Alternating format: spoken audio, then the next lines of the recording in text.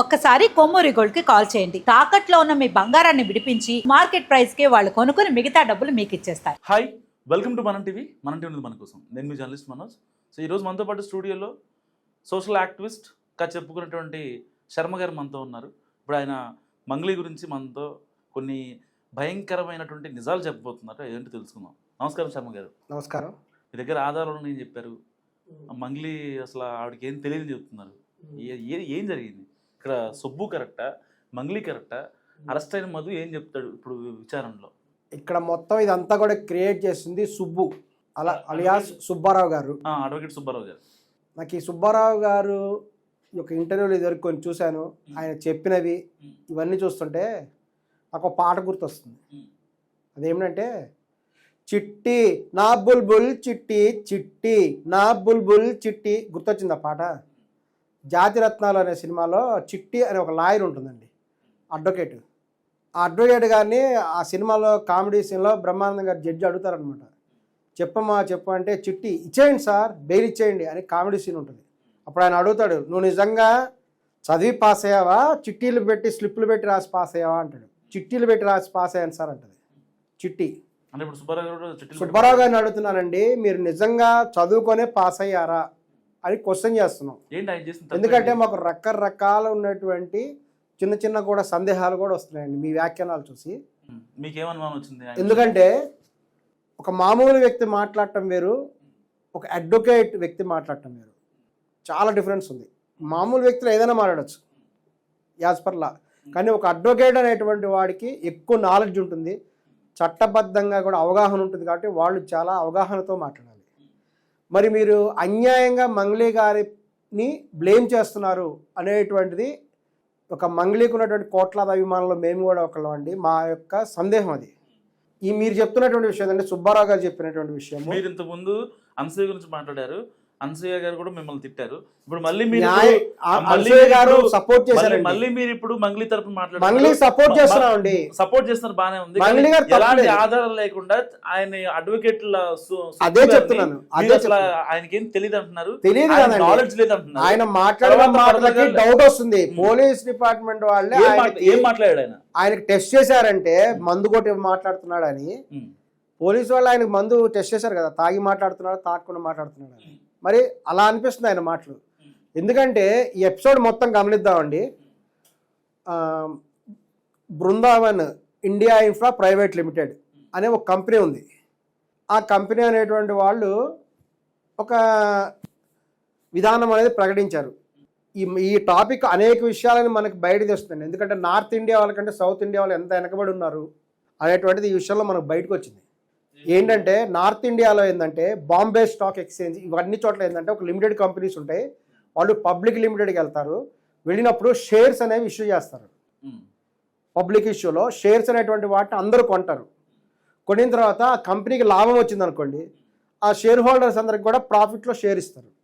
అదేవిధంగా లాస్ వచ్చింది అనుకోండి, ఆటోమేటిక్గా షేర్ హోల్డర్స్ కూడా లాస్ వస్తుంది.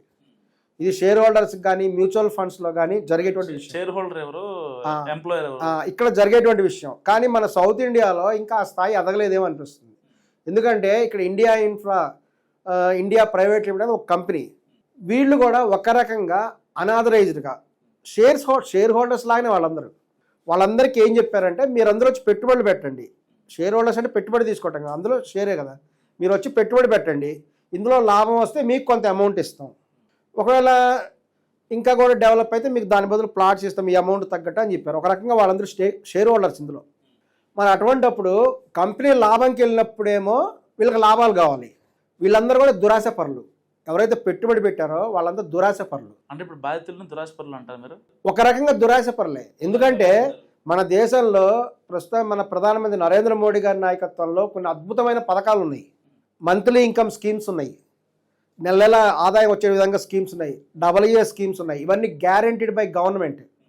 అవన్నీ స్కీమ్స్ ఉంటాయి. అవన్నీ కాదని చెప్పేసి ఒక పోస్ట్ ఆఫీస్లో స్కీమ్లో వీళ్ళు ఇన్వెస్ట్ చేసుకోవచ్చు కదా, అక్కడ 5 లక్షలు 10 లక్షలు ఇన్వెస్ట్ చేసిన వాళ్ళు అక్కడ చేయరు. ఎందుకంటే అక్కడ గవర్నమెంట్ గ్యారెంటీ ఇస్తుంది కదా, ఇక్కడ వీళ్ళకి గవర్నమెంట్ గ్యారెంటీ ఉండదు. అంటే మీరు బాధితులను గొర్రెలు అంటారు. దురాశ. అక్కడ ఆశ, అది ఆశ మనిషికి ఉండొచ్చు, ఆశ ఉండాలి, తప్పులేదు. ప్రతి వ్యక్తికి ఆశ ఉంటుంది, నాకు కూడా ఆశ ఉంటుంది, దురాశ ఉండద్దు. వీళ్ళందరికీ ఏంటంటే మీరు ఏ ఆస్తితో మంగ్లీ గారు సపోర్ట్ చేస్తున్నారు? న్యాయం సైడ్ సపోర్ట్ చేయాలి, న్యాయం సపోర్ట్ చేయాలి. మంగ్లీయా వేరే వాళ్ళని కాదు, న్యాయం ఏంటనేది మంగ్లీ దగ్గర న్యాయం ఉంది. అసలు ఇక్కడ మంగ్లీ పేరెత్తడమే అన్యాయం. ఈ ఇన్సిడెంట్ మొత్తంలో మంగ్లీ పేరెత్తడమే అన్యాయం. అసలు సుబ్బు అనేటువంటి అతను చెప్తున్నారు కదా మంగ్లీ పేరు, అదే చెప్తున్నానండి. ఈ సుబ్బారావు అనేటువంటి అతను మంగ్లీ పేరెత్తడమే ఫస్ట్ అన్యాయం. అతను as advocate he should not use the Mangli's name. That is his problem, his drawback. అందుకనే సార్ మీరు ఎలా చదివి పాస్ అయ్యారని అడుగుతున్నారు. ఇక్కడ ఉండండి, జరిగిన ఇన్సిడెంట్ చెప్పనివ్వండి. ఈ సందర్భంలో ఏంటంటే ఒక ఇన్ఫ్రా కంపెనీ పెట్టారు, దానికి వీళ్ళందరూ పెట్టుబడులు పెట్టినప్పుడు వాళ్ళు ఏం చెప్పారంటే ఓకే ఇది అమౌంట్ పెరిగితే మీకు నెలకింత అమౌంట్ ఇస్తాము, 5% ఎంతో 6% వాళ్ళు చెప్పిన అమౌంట్, తర్వాత దానికి తగ్గినటువంటి రిటర్న్స్ ఇస్తామని చెప్పారు. కానీ వీళ్ళందరూ ఎంత స్వార్థపరులు ఉన్నారంటే కంపెనీ ప్రాఫిట్లో వచ్చినప్పుడు వీళ్ళకి డబ్బులు కావాలి. ఈ రోజున రియల్ ఎస్టేట్ రంగం అనేది కొలాప్స్ అయి ఉన్నది హైదరాబాద్లో. ఇది వీళ్ళందరూ తెలుసా? ఒక వ్యక్తి మీకు డబ్బులు ఇవ్వలేదంటే అతను మీకు ఎందుకు ఇవ్వలేదు అని మీరు ఎప్పుడైనా ఆలోచించారా? ఈ రోజున ప్రపంచ యుద్ధం జరుగుతున్నది, అమెరికా వాడు యుద్ధం చేస్తున్నాడు, అన్ని రంగాలు కొలాప్స్ అయి ఉన్నాయి. అందులో హైదరాబాద్లో, తెలంగాణలో, ఆంధ్రాలో కూడా రియల్ ఎస్టేట్ రంగం భూమి అంతా పేలిపోయి ఉన్నది. కాదు శర్మ గారు, ఎలా పే చేస్తారు? ఒక విషయం చెప్పండి. ఇప్పుడు మీరు కానీ నేను కానీ ఒక దాంట్లో ఇన్వెస్ట్ చేయాలంటే ఒక పెద్ద ఫేసో లేకపోతే పెద్ద కంపెనీయో ఒక ముఖం కనిపించాలి, లేదంటే కంపెనీ నేమ్ కనిపించాలి, అప్పుడే మనం ఇన్వెస్ట్ చేస్తా ఉంటాం. మీరు అంటున్నారు ఇండియా ఇన్ఫ్రా అని చెప్పి, దానికోసం వాళ్ళు డబ్బులు కలెక్ట్ చేసి దాని గురించి వస్తున్నా. ఇండియా ఎవరిని చూసి వాళ్ళు అక్కడ డబ్బులు పెట్టారు? కేవలం మీరు మాట్లాడేది ఒక మామూలు వ్యక్తిగా మీరు మాట్లాడుతున్నారు. మీరు మాట్లాడచ్చు, ఎందుకంటే మీకు అర్హత ఉంది. ఒక సాధారణ వ్యక్తికి మీరు మాట్లాడారు. ఒక అడ్వకేట్ మీరు ఇలా మాట్లాడకూడదు. ఒక సుబ్బారావు, ఆయనకు నేను ముద్దు పేరు పెట్టుకుంటా చిట్టి అని, ఆయన దగ్గర ఆధారాలు చిట్టి సుబ్బు అని, అదే చెప్తున్నా, చిట్టి సుబ్బు అని పేరు పెడుతున్నా ఆయనకి. ఎందుకు చిట్టి సుబ్బు అంటున్నానంటే ఒక Brindavan infra India private limited ఒక కంపెనీ వాళ్ళు ఆఫర్ చేశారు, వీళ్ళు ఏజెంట్లను పెట్టుకున్నారు, ఏజెంట్లు వీళ్ళ చేత కట్టించారు. ఏజెంట్ ఎందుకు కట్టించారు? వాళ్ళ కమిషన్ వచ్చింది కాబట్టి కట్టించారు. ఇక్కడ అందరూ స్వార్థపరులే కనిపిస్తున్నారు అటు సైడ్. వాళ్ళకి ఈ మనిషి కట్టించండి, ఇంత అమౌంట్ కట్టిస్తే ఇంత కమిషన్ వస్తుందని చెప్పుంటారు, కమిషన్ కోసం కట్టించారు. తరువాత చైన్ సిస్టమ్ మోడల్లో అయ్యిందని వాళ్ళు చెప్తున్నారు. చైన్ సిస్టమ్ అనేది ఇల్లీగల్ అని ప్రభుత్వం ఎప్పుడో ప్రకటించింది. అంటే వీళ్ళకి తెలిసే కట్టారు. మొట్టమొదట ఈ కట్టించిన వాళ్ళందరినీ మీద కూడా యాక్షన్ తీసుకోవాలి. కట్టిన వాళ్ళని, కట్టించిన వాళ్ళని, ఎందుకంటే వాళ్ళకి తెలియదా ఇది ఇల్లీగల్ అని?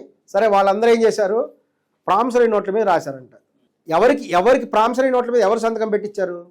ఇండియన్ ఇన్ఫ్రా అనేటువంటి కంపెనీలో అది పెట్టినటువంటి మధు రమావత్ అనేటువంటి ఆయన ఇచ్చాడు. ఎక్కడైనా ఎవరైనా చెప్పండి, మంగ్లీ గారు ఎవరికైనా ప్రామిసరీ నోట్ మీద సంతకం పెట్టి ఇచ్చారా? Give me answer. ఎక్కడ ఇవ్వాల? ఉంటే తెచ్చి చూపించండి, ఒక్కలైనా తెచ్చి చూపించండి చాలు. ఓపెన్ సవాల్. ఎవరైనా బాధితులు మంగ్లీ గారు మీకు సిగ్నేచర్ చేసి, ప్రామిసరీ నోట్ మీద సిగ్నేచర్ చేసి మీకు ఒక్కడైనా ఉందా మీ దగ్గర? చూపించండి. పాయింట్ నెంబర్ 2, మీ దగ్గర ఎవరి దగ్గర అయినా మంగ్లీ గారు సైన్ చేసిన పోస్టెడ్ చెక్ కానీ, గ్యారంటీకి చెక్కులు ఇస్తుంటారు కొంతమంది, చెక్ ఉందా? ఇది సుబ్బు గారు ఆలోచించాలి, మన చిట్టి సుబ్బు గారు ఆలోచించాలి. ఎగ్జాంపుల్ చెప్తున్నా, నేను మిమ్మల్ని డబ్బులు అడిగా 1,00,000 రూపాయలు. మీరేమన్నారంటే చూద్దాం వెనక ముందు అన్నారు. ఈయన వచ్చాడు పెద్ద మనిషి, నాకు తెలిసిన బా ఇచ్చేయి అన్నాడు ఆయన. మీరు సరే అని చెప్పేసి మీరు నాకు 1,00,000 రూపాయలు ఇచ్చారనుకుందాం. మీరు నాకు స్టాంప్ పేపర్ మీద ఉంటాయి కదా కాగితాలు, రాసుకున్నాం మన ఇద్దరం అగ్రిమెంట్. ఎగ్జాంపుల్ చెప్తున్నా, మీరు మన ఇద్దరి మధ్య జరిగింది, స్టాంప్ పేపర్ మీద రాసుకున్నాం, అగ్రిమెంట్ కాగితం మీద రాసుకున్నాం, మీరు ఇచ్చారు, నేను తీసుకున్నా. ఇప్పుడు ఈ వ్యక్తి పే చేయబోతే ఎవరి మీద కేసేస్తారు? వీళ్ళిద్దరి మధ్య ఉంటుంది. థర్డ్ వ్యక్తి నోటి మాట చెప్పాడంతే, అతను ఎక్కడైనా గ్యారంటీ సైన్. అందుకనే ఇటువంటి సందర్భాల్లో గ్యారంటీ సిగ్నేచర్ పెట్టించుకుంటారు with witness. Guarantee sign with witness ఎక్కడైనా మంగ్లీ పెట్టిందా? సుబ్బు ఆన్సర్ చెప్పు. సుబ్బారావు గారు ఆన్సర్ చెప్పండి. కానీ సుబ్బు గారు చెప్పేది ఒకటే, చిట్టి సుబ్బారావు గారు ఆఫ్ ద రికార్డ్ చెల్లదు. అది బుద్ధుందా? లాయర్ నువ్వు ఎక్కడ చదివినావా? నువ్వు ఏ యూనివర్సిటీ ఇచ్చింది నీకు లా సర్టిఫికేట్? అడ్వకేట్ అయినా నువ్వు అసలు ఎక్కడైనా మంగ్లీ సైన్ చేసిందా? ఎక్కడైనా చెక్ మీద సైన్ చేసి ఇచ్చిందా? ఏ అగ్రిమెంట్ తీసుకొచ్చినారా? స్టాంప్ పేపర్ల మీద ఇచ్చింది, ఆ పేపర్ల మీద ఎక్కడైనా మంగ్లీ సైన్ ఉందా? మీరు ఎవరికి ఇచ్చారు? ఎవరికో ఇచ్చాడు, మధు అని ఆయనకి ఇచ్చాడు. ఆయన దగ్గర పోయి అడుగు, మధు ఏం చేసింది, ఈయన మంగ్లీ ఏం చేసింది ఇందులో? ఆమెదేం తప్పు ఉంది? నోటి మాట చెప్పింది, చెప్పుండొచ్చు, ఒప్పుకుంటా, నేను ఒప్పుకుంటా. ఈ పెద్ద మనిషి చెప్పాడు కదా ఇప్పుడు, పర్లేదు మనోడే ఇచ్చా అని చెప్పాడు, మీరు ఇచ్చారు. అప్పుడు ఇది ఎవరిద్దరి మధ్య గొడవ? మన ఇద్దరి మధ్య గొడవ. ఎందుకని లీగల్గా పోతే నేను చెప్పి I'm talking about legal. Me signature ఉంది, నా సిగ్నేచర్ ఉంది, అక్కడ మధు రమావత్ అనే ఆయన సిగ్నేచర్ ఉంది, బాధితుల సిగ్నేచర్ ఉంది, వాళ్ళిద్దరి మధ్య ట్రాన్సాక్షన్. ఇందులో మంగ్లీకి ఏం సంబంధం అసలు? ఎటువంటిది లేదు. ఓకే, ఫైనల్ గా మంగ్లీకి ఏం సంబంధం లేదు. మంగ్లీ సిగ్నేచర్ ఎక్కడైనా ఉందా? లీగల్గా చెప్పండి. నాట్ ఒక ఆర్డినరీ పర్సన్గా మీరు చెప్పింది కరెక్టే. ఒక అందుకే ఒక అడ్వకేట్గా చెప్పండి. మీరు ఎక్కడైనా మంగ్లీ సిగ్నేచర్ మీ దగ్గర ఉన్న కాగితం ఉందా? మంగ్లీ గారు ఇచ్చిన చెక్ మీ దగ్గర ఉందా? లేనప్పుడు మీరు ఆవిడ పేరు ఎందుకు ఎత్తారు? What the right you are having? సరే, ఇప్పుడు ఈ ఎంటైర్ స్కామ్ లో మంగ్లీ గారు అందరి మీద కేసులు పెట్టారు ఎక్సెప్ట్ మధు. ఎందుకు పెట్టారు? అవును, అసలు ఆవిడకి సంబంధం లేని విషయం అది. మరి అవును, ఎందుకు గెలుపుకోవాలి అనవసరంగా? ఆమె ఒక చాలా రిజర్వ్డ్ పర్సన్ ఉన్నారు. ఆమె చాలా చక్కగా చెప్తారు. ఆమె ఒక సెలబ్రిటీ. మధు అనే వ్యక్తిని ప్రధాన నిందితుడు అని చెప్పి పోలీసులు తేల్చారు. మధువే ప్రధాన. ఇప్పుడు సిఐడి దాంట్లో ఇన్వాల్వ్ అయ్యింది. అవును, 100 కోట్ల పైగా స్కామ్ జరిగింది. 100 కోట్ల పైన స్కామ్ అయిందంటే ఇక్కడ కూడా మనకు తెలుస్తుంది. అలాంటి ప్రధాన నిందితుడి పైన మళ్ళీ ఎందుకు కేసు పెట్టలేదు చాలా మంది అడుగుతున్నారు. అవును, వాళ్ళిద్దరి మధ్య రిటర్న్ గా ఏమైనా ఒప్పందాలు ఉన్నాయా? చూడండి, నోటి మాట వేరు, చట్టపరంగా స్టాంప్ పేపర్ మీద సంతకం పెట్టడం వేరు. ఇది అడ్వకేట్స్ తెలుసు, మీకు తెలియబోదు. మరి రాయల్స్ నేను మధ్యవర్తిత్వం దాంట్లో నేను ట్రైనింగ్ తీసుకున్నా. నాకు చట్టం పట్ల అవగాహన ఉంది. అడ్వకేట్ కాదు నేను. ఓకే, ఇప్పుడు నాకు అవగాహన అన్నదానికి అడుగుతున్నా. లాయర్ సుబ్బారావుతో మంగ్లీ ఎందుకు చర్చలు జరిపారు? డబ్బులు వాళ్ళిద్దరి మధ్యలో ఆ యొక్క సెటిల్మెంట్ కోసం ఆ చర్చ జరిగింది. మన చిట్టి సుబ్బారావు గారు.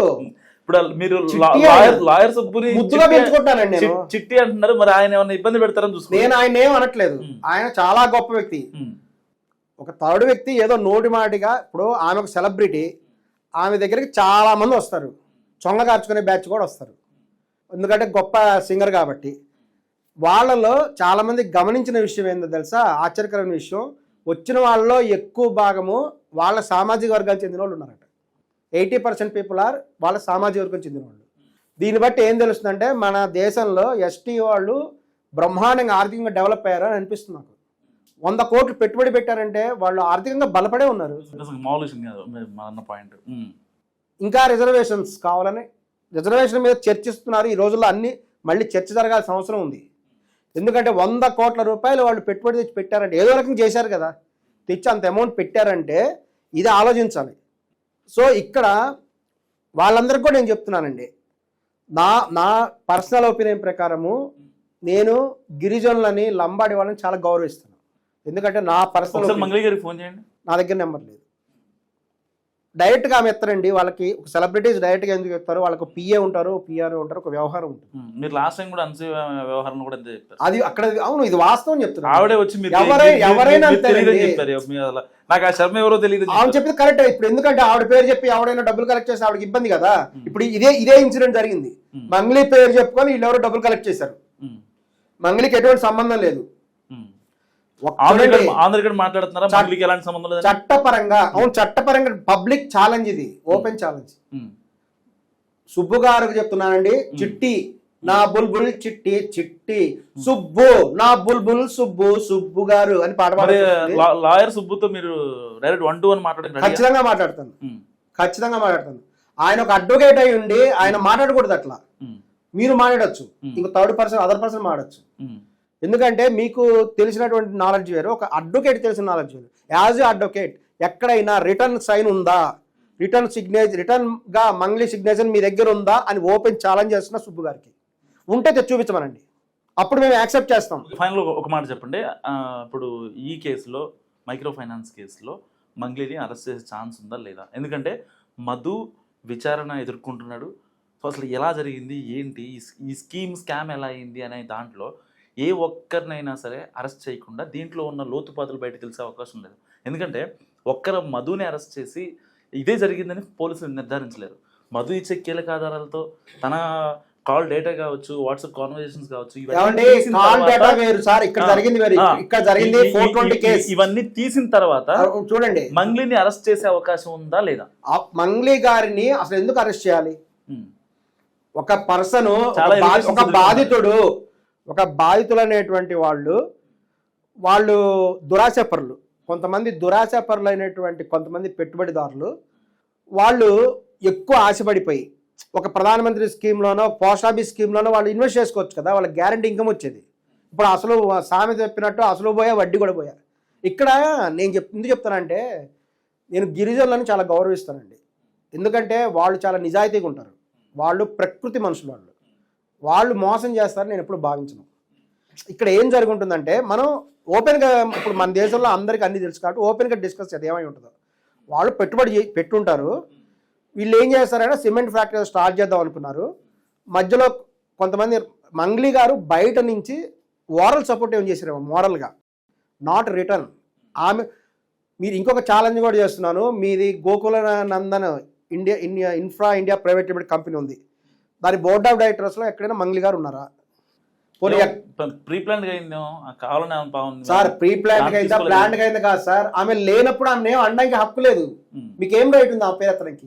ఫస్ట్ సుబ్బు చేసిన తప్పు, అసలు మంగ్లీ అనే పేరు పలకడమే తప్పు. సరే నన్ను పక్కన పెట్టేటి, సుబ్బుని పక్కన పెట్టండి. ఇప్పుడు ఏదైతే డబ్బులు రాలేదని చెప్తున్నారో, మాకు వడ్డీలు ఇవ్వలేదు, మమ్మల్ని ముంచేశారని చెప్పి వాళ్ళకి కనీసం ఏ ఒక్క బాధితుడు మాట్లాడినా మంగ్లీ పేరే బయటకు వస్తుంది. దానికి అనుకున్న రహస్యం ఏంటి? అవును, మంగ్లీ సుబ్బారావు చెప్తున్నాడా లేకపోతే నిజంగా మంగ్లీ ఇన్వాల్వ్మెంట్ ఉందా? ఎవరు బాధితులు ఎవరైతే చెప్పారో మీకే చెప్తున్నాను, మంగ్లీ గారు ఏమైనా మీకు సిగ్నేచర్ చేసి ప్రామిసరీ నోట్ ఇచ్చిందా? మరి ఇవ్వనప్పుడు మీరు ఆవిడని ఎలా అడుగుతారు? మీరు ఏ రైట్గా ఆమెను అడుగుతున్నారు? మీరు తెలిసి అడుగుతున్నారా, ఇన్నోసెంట్ అడుగుతున్నారా, లేకపోతే సుబ్బు గారు చేసినట్టు డ్రంక్ అండ్ డ్రైవ్ లాగా డ్రంక్ అండ్ వాక్ టెస్ట్ ఏమైనా చేయించాలా? సరే, ఆ బాధితులు ఏదైతే ఉన్నారో మంగ్లీ గారి పేరు మాట్లాడరు మీరు అంటున్నారు కదా, ఆ బాధితులు మొత్తం గొర్రెలాగా మాట్లాడుతున్నారు. అసలు అనట్లేదు, ప్రతి వ్యక్తిని గౌరవిస్తున్నాను. మంగ్లీ అసలు ఆ బోర్డ్ ఆఫ్ డైరెక్టర్స్ లో లేదు. ఆవిడ వచ్చి మీ దగ్గర సాక్ష్యం ఆ నోట్లలో సంతకం చెప్తున్నారు కదా. ఇప్పుడు వాళ్ళకి న్యాయం జరగాలి ఆ బాధితులకి. ఇప్పుడు అందుకే లాయర్ సుబ్బారావు ఫైట్ చేస్తున్నాడు. సో దానికి మీరు సపోర్ట్ చేయగలరా? సుబ్బు అనేటువంటి ఆయన తప్పకుండా వాళ్ళు కూడా న్యాయంగా ఆలోచించాలి. నేను చెప్పినట్టు ఇందాక నార్త్ ఇండియాలో బాంబే స్టాక్ ఎక్స్చేంజ్, ఇది అందరూ తెలిసి ఉండొచ్చు. ఇక్కడ కూడా ఎక్స్చేంజ్ లో వీళ్ళు కూడా షేర్ హోల్డర్స్. అక్కడ